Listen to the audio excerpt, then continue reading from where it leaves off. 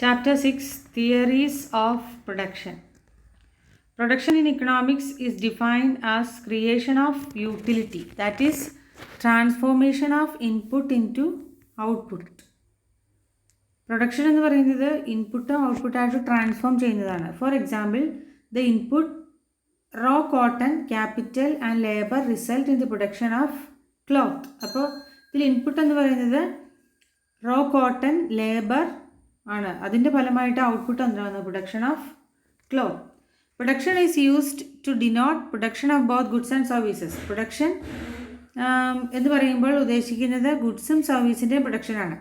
The service of teachers, doctors, lawyers, engineers are example of services. ടീച്ചേഴ്സിൻ്റെയും ഡോക്ടേഴ്സിൻ്റെയും ലോയേഴ്സിൻ്റെയും എൻജിനീയേഴ്സിൻ്റെയും ഒക്കെ service എല്ലാം ഇതൊക്കെ സർവീസിന് എക്സാമ്പിളാണ്. ഇപ്പോൾ പ്രൊഡക്ഷൻ എന്ന് പറയുന്നത് ബോത്ത് ഗുഡ്സ് ആൻഡ് സർവീസസിൻ്റെ പ്രൊഡക്ഷൻ ഡിനോട്ട് ചെയ്യുന്നു. പ്രൊഡക്ഷൻ ഔട്ട്പുട്ട് ഇവിടെ knowledge, managerial skills, physical capital, labour, raw material, technology, production, function, output. അപ്പോൾ ഇവിടെ ഔട്ട്പുട്ട് എന്ന് പറയുന്നത് ഇതിൻ്റെ എല്ലാം കൂടി ചേർന്നാണ്. ഫിസിക്കൽ ക്യാപിറ്റൽ വേണം, ലേബർ വേണം, റോ മെറ്റീരിയൽ വേണം, ടെക്നോളജി വേണം, നോളജ്, മാനേജീരിയൽ സ്കിൽ, ഇതെല്ലാത്തിൻ്റെയും കൂടെ ഫലമാണ് ഔട്ട്പുട്ട് എന്ന് പറയുന്നത്. ഇപ്പോൾ ഇവിടെ ഇക്വേഷനിൽ Q is equal to function of F1, F2, F3, Fn എന്ന് പറഞ്ഞിട്ടുണ്ട്. അപ്പോൾ Q എന്ന് പറയുന്നത് ഇവിടെ Q എന്ന് പറയുന്നത് ഔട്ട്പുട്ടാണ്. Output is a function of F1, F2, F3, F4 എന്ന് പറയുന്ന ഇക്വേഷനാണ് താഴെ കൊടുത്തിരിക്കുന്നത്. ഔട്ട്പുട്ട് എന്ന് പറയുന്ന ഈ പറയുന്ന കാര്യങ്ങളെല്ലാം കൂടി ചേർന്നാണ് ഔട്ട്പുട്ട് ഉണ്ടാകുന്നത്. അപ്പോൾ production function is the name of the relation between physical input and physical output of A firm. It is the functional relation between input and output under given state of technology. Production function എന്ന് പറയുന്നത് is the name of the relation between physical input and physical output. അല്ലെങ്കിൽ it is a function of relation between input and output. അപ്പോൾ നമുക്കിത് ഇക്വേഷനായിട്ട് Q is equal to function of F1, F2, F3, Fn എന്ന് പറയാം. അപ്പോൾ Q എന്ന് പറയുന്ന ഔട്ട്പുട്ടും F1, F2, F3, Fn എന്ന് പറയുന്നത് എന്താണ്? ഫാക്ടേഴ്സ് ഓഫ് പ്രൊഡക്ഷൻ ആണ്. അപ്പോൾ ഈ Q എന്ന് പറയുന്ന ഔട്ട്പുട്ട് ഈ പറയുന്ന F1, F2, F3, Fn എന്ന് പറയുന്ന വേരിയസ് ഫാക്ടേഴ്സ് ഓഫ് പ്രൊഡക്ഷൻ എല്ലാം കൂടി ചേർന്നാണ് ഔട്ട്പുട്ട് എന്ന് പറയുന്ന Q ഉണ്ടാകുന്നത്. ഐസോകോണ്ട് or iso product curve. Iso means equal or same and Quant means quantity. അപ്പോൾ ഐസോ എന്ന് പറയുന്നത് ഈക്വൽ എന്നാണ് അർത്ഥം, Quant means quantity. An isocone may be defined as a curve showing all the combinations of two factors that can be produce a given level of output. Isocone എന്ന് പറയുന്നത് ഒരു കർവാണ്. അതിൽ എന്താണ് കാണിക്കുന്നത്? Various combinations of two factors, രണ്ട് ഫാക്ടേഴ്സിൻ്റെ കോമ്പിനേഷനാണ് that can produce a given level of output. ആ combination കൊണ്ട് പ്രൊഡ്യൂസ് ചെയ്യാൻ പറ്റുന്ന ഔട്ട്പുട്ടിൻ്റെ ലെവലാണ് കാണിക്കുന്നത്. The isocont shows the whole range of alternative ways of producing the same level of output. Isocont കാണിക്കുന്നത് whole range of alternative ways of producing. വിവിധ രീതിയിൽ produce ചെയ്യാൻ same level of output produce ചെയ്യാൻ പറ്റുന്ന ഓൾട്ടർനേറ്റീവ്സ് ആണ് കാണിക്കുന്നത്, ഐസോകോണ്ട് കാണിക്കുന്നത്. Isocont schedule. An isocont may be defined as a curve showing all the various combinations of two factors that can produce a given level of output. അപ്പോൾ ഐസോകോണ്ട് എന്ന് പറയുന്നത് define ചെയ്യുന്നത് as a curve. അതൊരു കർവാണ്. Showing all the various combinations of two factors. എല്ലാ various കോമ്പിനേഷൻസുമാണ് കാണിക്കുന്നത് that can produce a given level of output. ഇവിടെ combination ABCDE, factor A, factor Y. അപ്പോൾ രണ്ട് ഫാക്ടേഴ്സ് ഇവിടെ കൊടുത്തിട്ടുണ്ട്, ടോട്ടൽ ഔട്ട്പുട്ട് കൊടുത്തിട്ടുണ്ട്. അപ്പോൾ കോമ്പിനേഷൻ ABCD കൊടുത്തിട്ടുണ്ട്. അപ്പോൾ ഫാക്ടർ Xും Yയും എന്താണ്? ഇൻപുട്ട് ആണ്. ഔട്ട്പുട്ട് എന്ന് പറയുന്നത് 100 ഇവിടെ മീറ്ററാണ്. അപ്പോൾ ഔട്ട്പുട്ട് അതേപോലെ തന്നെ നിൽക്കുന്നു, പക്ഷേ ഫാക്ടറിൻ്റെ കോമ്പിനേഷൻസ് മാറ്റം വരുന്നത്. അപ്പോൾ 114 എന്ന് പറയുന്ന കോമ്പിനേഷന് A എന്ന് പറയുന്ന പോയിൻറ്റും 1012 എന്ന് പറയുന്ന കോമ്പിനേഷന് B എന്ന് പറയുന്ന കോമ്പിനേഷനും അങ്ങനെ ഡിനോട്ട് ചെയ്യുന്നു. ഐസോകോൺ മാപ്പ് എന്ന് പറയുന്നത് നമ്മൾ ഇൻഡിഫറൻസ് മാപ്പ് പഠിച്ചായിരുന്നു, അതേപോലെ ഐസോകോൺ മാപ്പ് ഉണ്ട്. Isocont map shows a set of isoproduct curves. Each isocont map represent a different level of output. Isocont map എന്ന് പറയുന്നത് shows a set of isoproduct curves. അപ്പോൾ each isocont map represents a different level of output. Higher isocont shows higher level of output and lower isocont represent lower level of output. An isocont that lie above to the right another represent a higher level of output. ഇതാണ് ഐസോക്കോണ്ട് മാപ്പ്. അപ്പോൾ ഐസോക്കോൺ 1 2 3. അപ്പോൾ ഐസോക്കോൺ 3 ആണ് ഏറ്റവും കൂടുതൽ ഔട്ട്പുട്ടിൻ്റെ level കാണിക്കുന്നത്. ഐസോക്കോൺ 1 ഏറ്റവും കുറഞ്ഞ output ലെവലാണ് കാണിക്കുന്നത്. ടോട്ടൽ പ്രോഡക്റ്റ് എന്ന് പറയുന്നത് total products is the total number of a commodity produced during a given period by a given number of factors of production. Total product എന്ന് പറയുന്നത് total number of commodity produced during a given period by a given number of factors of production. അവിടെ മൊത്തം ഉൽപ്പാദിപ്പിച്ചതിൻ്റെ കണക്കാണ് പറയുന്നത്. Average product എന്ന് പറയുന്നത് TP divide by N. AP is equal to TP by N. Marginal product എന്ന് പറയുന്നത് TPN minus TPN minus 1. Marginal product is a change in the total product resulting from the use of one more or one less unit of variable factor, or it is the addition made to the total product by addition of one more unit of variable factor. അപ്പോൾ marginal product എന്ന് പറയുന്നത് total പ്രോഡക്റ്റിൻ്റെ യൂണിറ്റിൽ വരുന്ന മാറ്റമാണ്. Time element very short period long period, ഇങ്ങനെ 3 തരത്തിലുള്ള പീരീഡാണ്. Very short period എന്ന് പറഞ്ഞാൽ the period of time that so short that the output cannot be adjusted with the change in demand അനുസരിച്ച് ഔട്ട്പുട്ടിന് ഒരു മാറ്റവും വരുത്താൻ പറ്റില്ല. ഇനി ഷോർട്ട് പീരീഡ് എന്ന് പറയുന്നത് period of time during which the output can be adjusted by changes in quantities of variable factors and not fixed factor. പെട്ടെന്ന് demand കൂടി കഴിഞ്ഞപ്പോൾ നമുക്ക് പെട്ടെന്ന് കുറേ മെഷീനും വാങ്ങിച്ച് കുറേ കെട്ടിടവും പണിത് ഭൂമിയൊന്നും വാങ്ങിച്ച് നമുക്ക് പെട്ടെന്ന് പ്രൊഡക്ഷൻ കൂട്ടാൻ പറ്റില്ല. പക്ഷേ കുറച്ച് വേരിയബിൾ ഫാക്ടേഴ്സിൽ കുറച്ച് തൊഴിലാളികളെയൊക്കെ കൂടുതൽ കൂട്ടി കുറച്ച് റോ മെറ്റീരിയൽസൊക്കെ കൂടുതൽ വാങ്ങിച്ച് നമുക്ക് പ്രൊഡക്ഷൻ കൂട്ടാൻ പറ്റും. പക്ഷേ ഫിക്സഡ് ഫാക്ടേഴ്സ് അവിടെ ഫിക്സഡ് ആയിട്ട് തന്നെ നിൽക്കും. കുറച്ച് വേരിയബിൾ ഫാക്ടേഴ്സിൽ മാറ്റം വരുത്തി പ്രൊഡക്ഷൻ കൂട്ടാനായിട്ട് പറ്റും. ഇനി അതേപോലെ the scale of production is constant. അപ്പോൾ അതാണ് ഷോർട്ട് പീരീഡ് എന്ന് പറയുന്നത്. ഇവിടെ വേരിയബിൾ ഫാക്ടേഴ്സിന് മാറ്റം വരുത്താം, ഫിക്സഡ് ഫാക്ടർ അങ്ങനെ തന്നെ നിൽക്കും. അതിന് long period is defined as the period of time during which the output can be adjusted by changes that quantities of variable factor and fixed factor. Long period ൻ്റെ പ്രത്യേകത എന്താ? ഇവിടെ വേരിയബിൾ ഫാക്ടറിൽ മാറ്റം വരുത്താം, ഫിക്സഡ് ഫാക്ടറിൽ മാറ്റം വരുത്താം. In other words the firm is able to change the scale of production. ഇവിടെ എന്താണ്? സ്കെയിൽ ഓഫ് പ്രൊഡക്ഷന് മാറ്റം വരുത്താം. ഇവിടെയോ scale of production is constant. ഇവിടെ സ്കെയിൽ ഓഫ് പ്രൊഡക്ഷൻ അങ്ങനെ തന്നെ നിൽക്കുന്നു.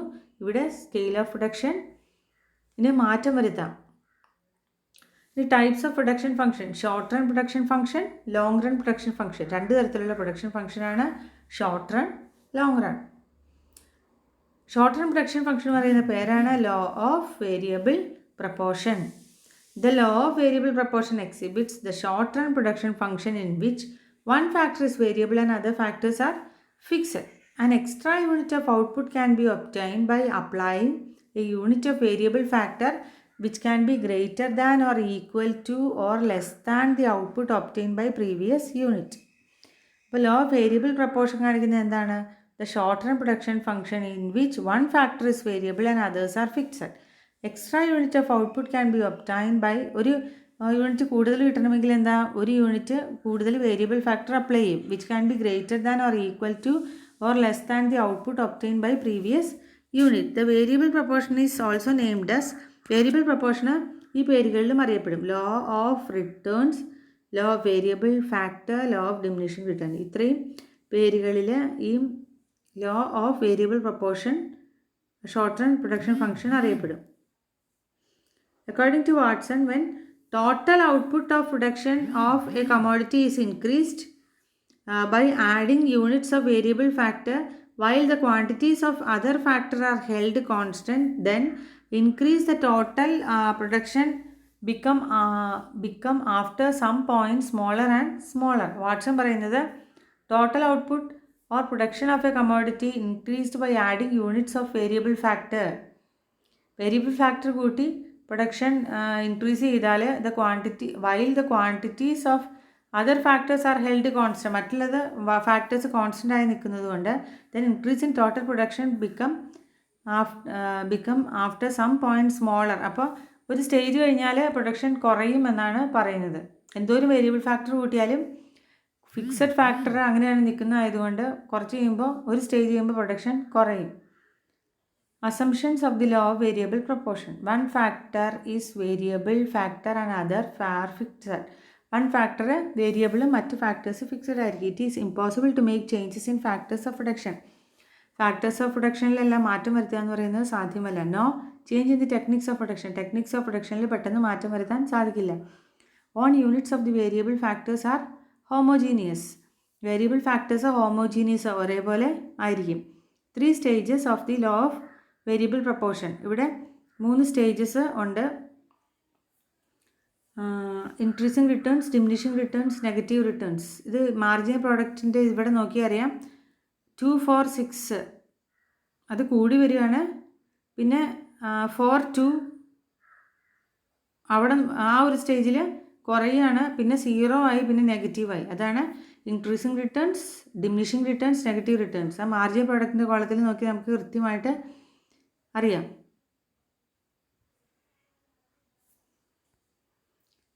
ഇവിടെ കർവ് കൊടുത്തിട്ടുണ്ട്. സ്റ്റേജ് 1, സ്റ്റേജ് 2, സ്റ്റേജ് 3 എന്ന് പറയുന്ന കർവ് കൃത്യമായിട്ട് കൊടുത്തിട്ടുണ്ട്. 2, 6, 12, 6, 18. ഇവിടെ ടോട്ടൽ പ്രോഡക്റ്റ് 2, 6, 12, 6 അത് ആ ടേബിളാണ് കറക്റ്റായിട്ട് ഇവിടെ ഈ കൊടുത്തിരിക്കുന്നത്. ആദ്യം ടോട്ടൽ പ്രോഡക്റ്റിൻ്റെ കർവ് നോക്കിയാൽ 2, 6, 12, 6, 16 അവിടെ വരെ ഫസ്റ്റ് സ്റ്റേജാണ്. അപ്പോൾ അത് കൂടുവാണ്. പക്ഷേ 12ൻ്റെ അവിടെ വന്നപ്പോൾ marginal product green colour curve 6 ആയി. പിന്നെ അവിടെ നിന്ന് കുറയുകയാണത്. അപ്പോൾ ടോട്ടൽ പ്രോഡക്റ്റ് 12ൽ നിന്ന് 16ലേക്ക് താഴേന്ന് ഇൻക്രീസ് ചെയ്യുന്ന അത്രയും ഇതിലല്ല, ഒരു കുറഞ്ഞ നിരക്കിലാണ് കൂടുവാണെങ്കിലും. മഞ്ഞ കളറിൽ AP കർവാണ്, ആവറേജ് പ്രോഡക്റ്റ് കർവ്. ആ കർവ് 3, 4, 4 അങ്ങനെയാണ്. അപ്പോൾ ഫസ്റ്റ് സ്റ്റേജ് എന്ന് പറയുന്നത് എന്താണ്? ഇൻക്രീസിങ് റിട്ടേൺസ് ആണ്. ടോട്ടൽ പ്രോഡക്റ്റ് ഇൻക്രീസ് ചെയ്യുന്നു, ആവറേജ് പ്രോഡക്റ്റ് ഇൻക്രീസ് ചെയ്യുന്നു. പക്ഷേ മാർജിനൽ പ്രോഡക്റ്റ് കൂടുന്നുണ്ട്. പക്ഷേ ഫസ്റ്റ് സ്റ്റേജിൽ മാർജിനൽ പ്രോഡക്റ്റ് 6 കഴിഞ്ഞിട്ട് പിന്നെ കുറയുകയാണ് ചെയ്യുന്നത്. സെക്കൻഡ് സ്റ്റേജ് 16, 18, 18, 18, 18 അങ്ങനെ നിൽക്കുകയാണ്. അടുത്ത സ്റ്റേജിൽ മഞ്ഞ കർവ്, അതായത് ആവറേജ് പ്രോഡക്റ്റ് കർവ് 4, 3.63 കുറയുകയാണ്. മഞ്ഞ curve average product curve 4, 3.63. Marginal product curve 4, 2, 0. Second സ്റ്റേജിൽ 0യിലേക്ക് എത്തുന്നു. തേർഡ് സ്റ്റേജിൽ നെഗറ്റീവ് ആകുന്നു. തേർഡ് സ്റ്റേജിൽ ടോട്ടൽ പ്രൊഡക്ഷൻ 18.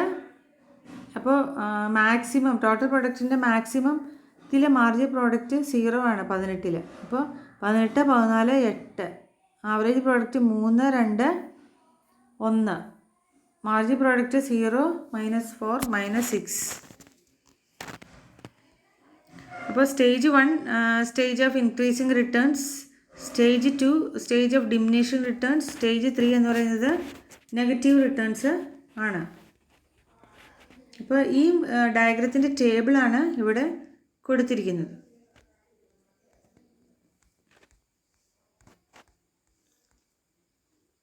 ഇനി why it is called law of variable proportion. അതിനുള്ള കാരണം the factor proportion varies as one output varies and other output held constant.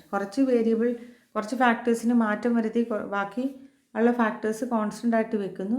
The return may also vary non proportionately with the change in the factor ratio.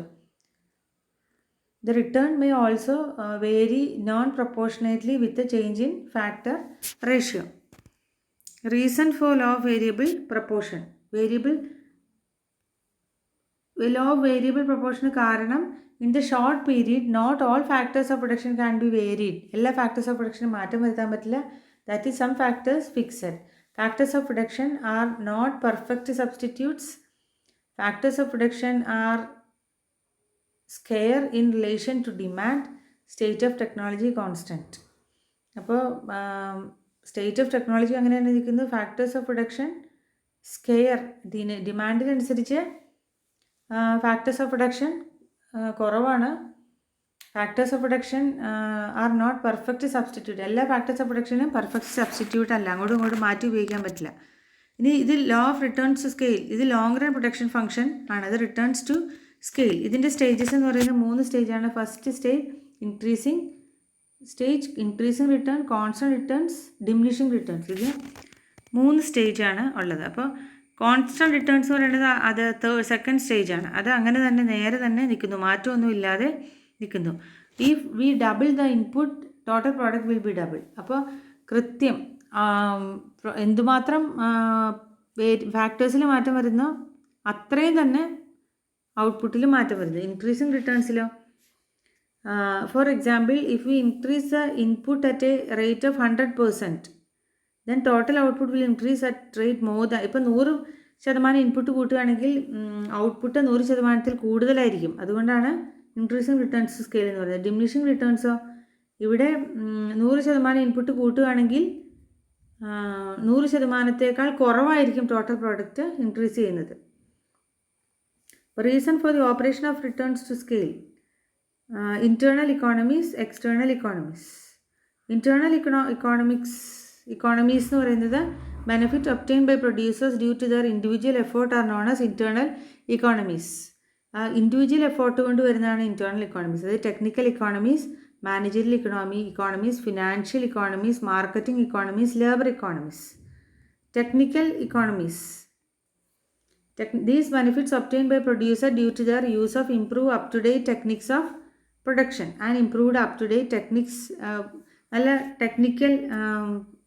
Techniques ഉപയോഗിച്ച് production കൂട്ടുന്നത് കൊണ്ട് technical economies.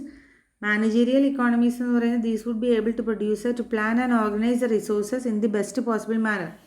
അത് ആ ഫേമിൻ്റെ അകത്ത് manage ചെയ്യുന്ന കാര്യങ്ങളിൽ improvement വന്നതുകൊണ്ടുള്ള നേട്ടങ്ങളാണ്. Financial economies എന്ന് പറയുന്നത് it reduce indirect cost and net profit is increased.